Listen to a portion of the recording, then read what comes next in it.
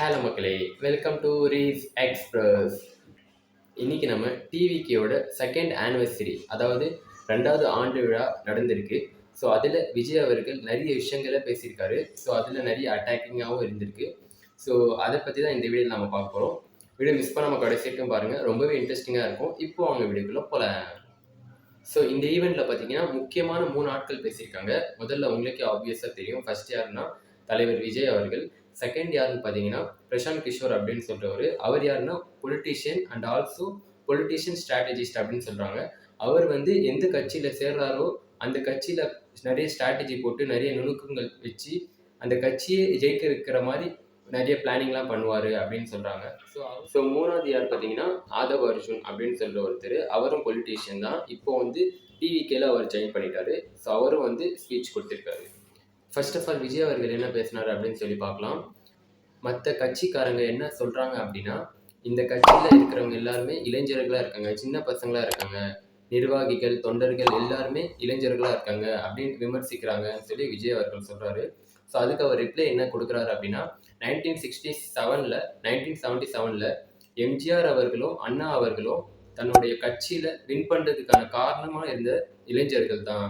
So அதனால இளைஞர்களை வச்சு தான் நாங்கள் வின் பண்ண போகிறோம் அப்படின்னு சொல்லி விஜய் அவர்கள் ரிப்ளை கொடுத்துருக்காரு. முன்னாடிலாம் ஆட்சிக்கு வர்றவங்க எல்லாருமே பண்ணையாராக இருப்பாங்க. ஆனால் இப்போ என்ன ஆகுது அப்படின்னா, ஆட்சிக்கு போயிட்டு அவங்க பண்ணையாராக மாறிடுறாங்க அப்படின்னு சொல்கிறாரு.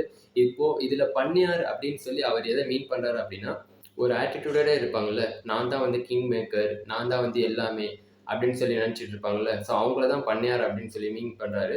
ஸோ அவங்களோட கோல் என்ன, அவங்களோட எண்ணம் என்ன அப்படின்னு சொல்லி பார்த்தா, எல்லாம் நாட்டுக்காக இருக்கணும், நாட்டோட மக்களுக்காக உழைக்கணும் அப்படின்னு சொல்லி எதுவுமே அவங்களோட கோல் எதுவும் இல்லை.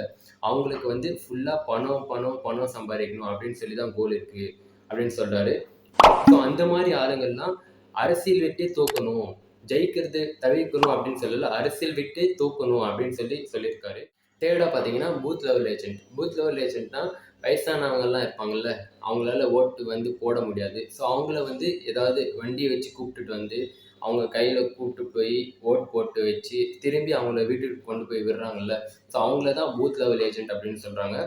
இந்த தமிழ்நாட்டில் பார்த்தீங்கன்னா ஏடிஎம்கேக்கும் டிஎம்கேக்கும் தான் பூத் லெவல் ஏஜென்ட் ஸ்ட்ராங்காக இருக்காங்க அப்படின்னு சொல்லப்படுது. விஜய் அவர்கள் என்ன சொல்கிறாரு அப்படின்னா, நாங்கள் 68,000 பூத்ஸ் இருக்குது தமிழ்நாட்டில், இந்த எல்லா பூத்துக்கும் வந்து பூத் லெவல் ஏஜென்ட் நியமிக்க போகிறோம் அப்படின்னு சொல்லியிருக்காரு.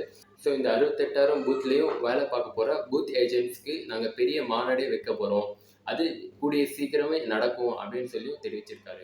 ஃபோர்த்தாக பார்த்தீங்கன்னா மும்மொழி கொள்கை பற்றி விஜய் அவர்கள் பேசுகிறாரு.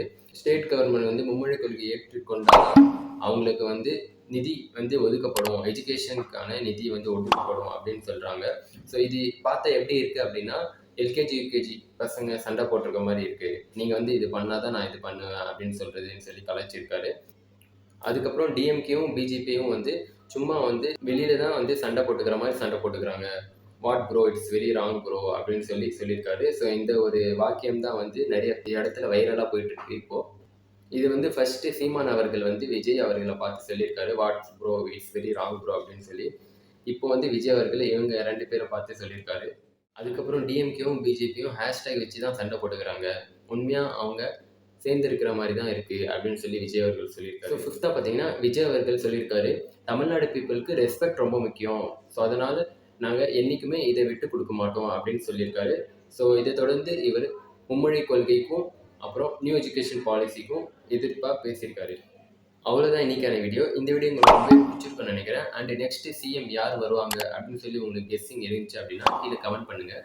விஜய் அவர்கள் பேச ஸ்பீச் வச்சு உங்களுக்கு என்ன ஒப்பீனியன் இருக்குது அதுவும் கமெண்ட் பண்ணுங்கள். அண்ட் நெக்ஸ்ட் வீடியோ என்ன பேசலாம் அதுவும் கமெண்ட் பண்ணுங்கள். And thank you so much for வாட்சிங். Love you all. Take care. Bye.